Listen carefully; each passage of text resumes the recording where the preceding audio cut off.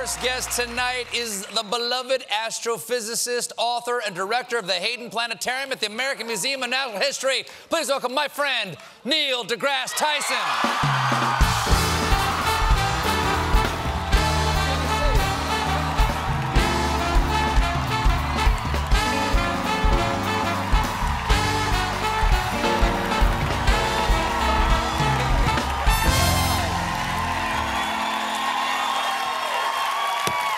Neil.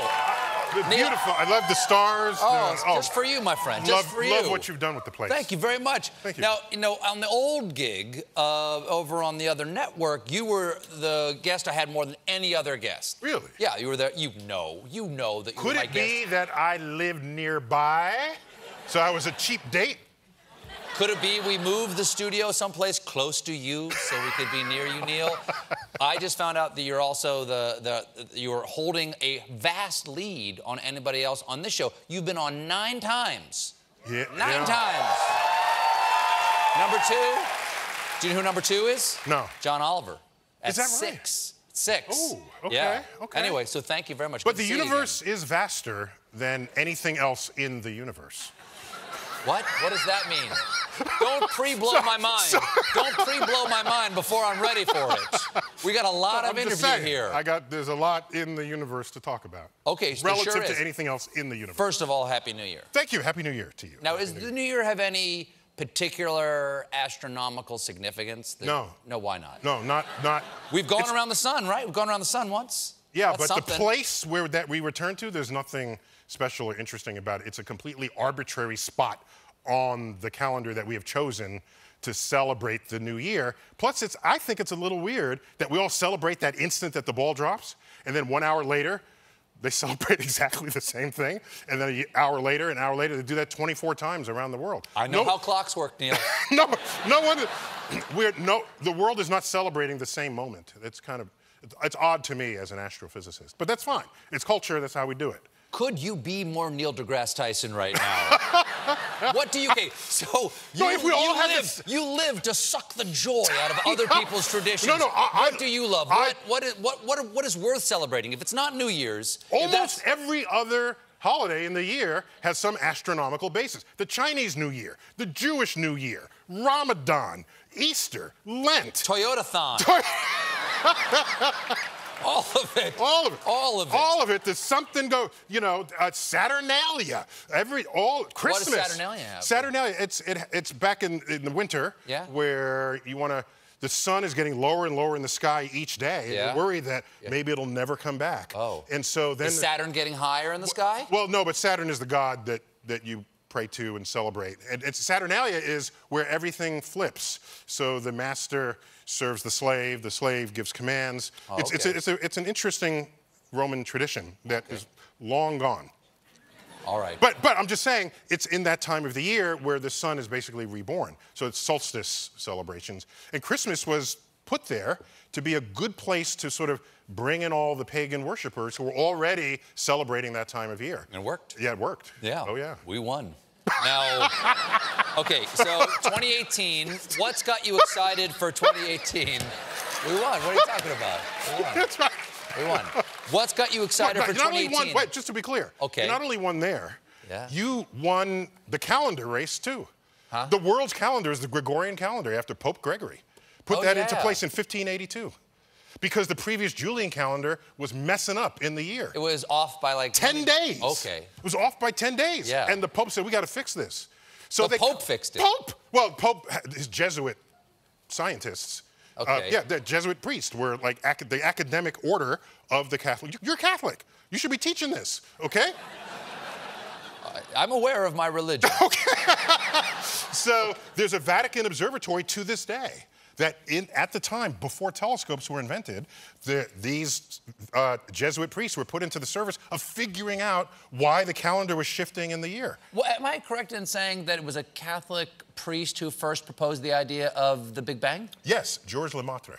Wow. Yes, the Big Bang itself, using Einstein's equations. Einstein could have done it, but Einstein did enough. Yeah, he was busy. He did enough. Yes. Laid down the equations. Other people calculated with his equations, and he deduces that the history of the universe must have started with a bang. Wow. Okay. Oh, yeah. So going to 2018. So Catholics have been in there in multiple places. You don't have to tell me. Okay. I'm Team RC. Now. Team Roman Catholic. Yeah. Yes. Okay. Now. Here. Walking footnote, Neil deGrasse Tyson. I didn't think you brought people with you on that comment. So I'm just helping it out. You were with me. Okay. No, that's not how you asked it. Who was not with him? See?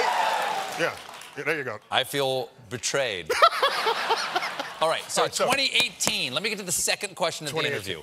In 2018, what mystery are you most interested in science cracking? Or what do you think we are likely to learn this year that we're close to figuring out? In my field, the good thing about it is generally we make discoveries when a mission is launched. And okay, sure. So we know when to begin to expect discoveries. What's the big mission that's reaching its fruition? Well, no, there are missions in progress now to try to understand dark matter and dark energy more than we currently do. We know it's there, but it's a complete mystery. We don't understand the origin of 85% of all the gravity of the universe. It's not black holes, comets, stars, planets. It's none of the above. So the math says there should be more there, but we can't see it. Right. So it's actually missing gravity rather than missing mass. I mean, sorry, it's gravity with no known source. Which is what I said. Which is what I said. I like to think of it as dark gravity. It's dark gravity. It's really dark gravity. Wow. That's really what it is. Then there's some mysterious pressure in the vacuum of space. What do you mean? Which we call dark energy, but we should just call those Fred and Wilma. I joke about this because we don't know what they are. So wait, don't give it a name that makes you think we know what it is because we don't actually know what it is. But it's there, we measure it. A mysterious pressure in the vacuum of space that is forcing the universe to accelerate in its expansion. And I've written about this because I lose sleep over this fact. Okay, can I share this? I don't want to be blamed. I doubt I could stop you. I know. I don't want to be blamed if you cannot get to sleep tonight. No, I'll be okay. Okay, all right. So, this dark energy in the future will render the universe so large, having accelerated so significantly that all the galaxies of the night sky will have accelerated beyond our horizon. What? And all the galaxies are the source of our knowledge of cosmology, of the Big Bang. Everything we know about the history of the universe comes to us from these galaxies. If they accelerate beyond our horizon, the next generation of cosmic explorers will only have the stars of the Milky Way to think about. And so there would have been an entire chapter of the universe ripped from their view. And they will be trying to contemplate an understanding of the universe without a significant part of what its past was. And so I lose sleep wondering, today, was there some previous chapter ripped from the universe itself? And here we are. And here we are, touching the elephant, not knowing that, in fact, there's an elephant standing there. Or maybe there's the shadow of the elephant and the elephant has been moved.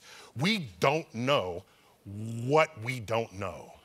And this leaves me awake at night. I lose sleep over that. I'm not going to get a wink. That's crazy. Hold on, we got to take a break. We'll be right back with more Neil deGrasse Tyson, everybody. Wow, what a cliffhanger. What's going to happen in the next Late Show video? Click subscribe to find out.